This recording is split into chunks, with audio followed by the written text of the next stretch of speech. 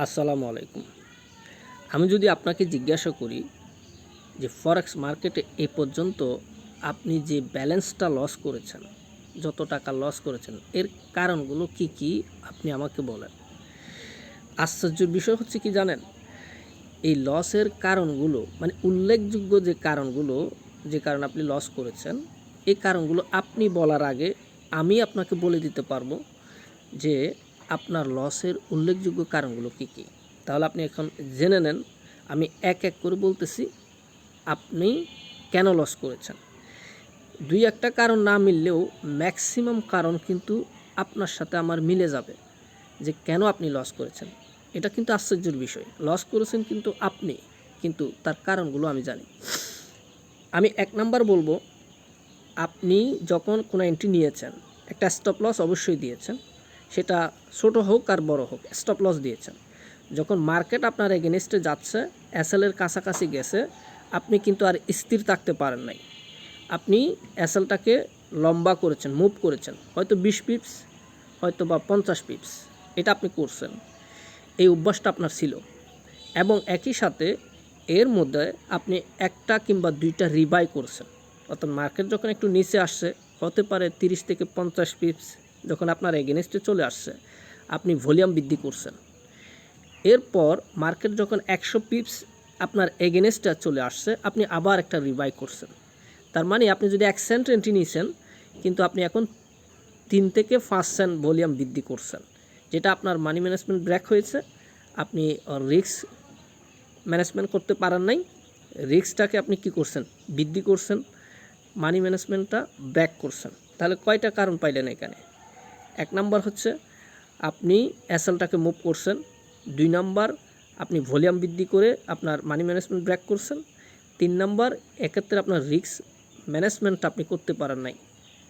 এই 3টা উল্লেখযোগ্য কারণ, এই 3টা উল্লেখযোগ্য কারণ।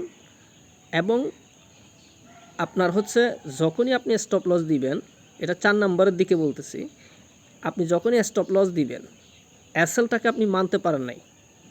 প্রফিটের দিকে গেলে আপনি কিন্তু ফুল প্রফিটটা নিতে পারেন নাই, টিপি পর্যন্ত হোল্ড করেন নাই, আপনি একটু প্রফিট হলে কেটে দিচ্ছেন। আবার লসের দিকে গেলে কখনও আপনি আপনার এসএলের উপর স্থির থাকেন নাই, এসএলটাকে মুভ করেছেন। এগুলো উল্লেখযোগ্য কারণ। এই সমস্যাগুলো আপনার মধ্যে আছে বলেই আপনার অ্যানালাইসিস ভালো। আপনি 10টা এন্ট্রি নিলে ওইখানে 7টা এন্ট্রি আপনার প্রফিটের দিকে যায়, আপনি ভালো অ্যানালাইসিস করতে পারেন। কিন্তু 10টা না, আপনার যদি 10টার মধ্যে 9টাও প্রফিটে যায়, ওই একটার কারণেই আপনার অ্যাকাউন্ট জিরো হয়ে যায়। আপনার উইনিং রেশিও ভালো, কিন্তু আপনার একটা এসএল আপনি মানতে পারেন না। 10টার মধ্যে একটা এসএলের দিকে গেলে ওই এসএলটাকে টানতে টানতে টানতে এত বড় করেন, আপনার অ্যাকাউন্ট ঝুঁকির মুখে চলে যায়। আপনি ওখানে রিবাই করতে করতে একটার মধ্যে 10টা এন্ট্রি নেন, এই করতে করতে আপনার ওই যে কয়েক মাসে যা প্রফিট করছেন, একদিনেই আপনার অ্যাকাউন্ট জিরো হয়ে যাচ্ছে। আপনি আবার হতাশ হয়ে যাচ্ছেন, আপনি আবার টেনশনের মধ্যে চলে যাচ্ছেন, আবার ডিপোজিট করতেছেন, আপনি আবার নতুন করে শুরু করছেন, আবার আপনি অ্যাকাউন্টটাকে 100%, 200%, 300% গেইন করছেন, 3 মাস পরে গিয়ে আপনি আবার অ্যাকাউন্ট জিরো করতেছেন।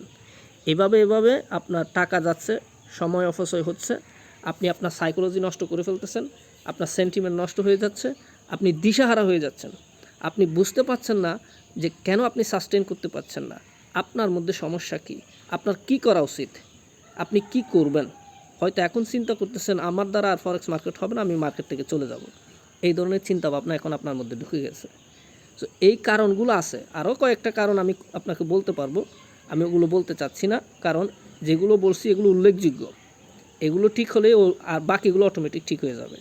সো আপনি মিলিয়ে দেখবেন এবং এই কারণগুলো যদি আপনার সাথে থাকে, এই কারণগুলো সংশোধন করবেন। আর কমেন্ট বক্সে অবশ্যই বলবেন এই কারণগুলোর মধ্যে কয়টা কারণ আপনার সাথে মিলে গেছে। যদি সবকটি মিলে ভালো, এগুলো সংশোধন করে নেক্সট টাইম আপনি আবার শুরু করবেন। আর যদি কয়েকটা না মিলে, কয়েকটা মিলে, কমেন্ট বক্সে অবশ্যই বলবেন। ধন্যবাদ ভিডিওটি দেখার জন্য। আসসালামু আলাইকুম।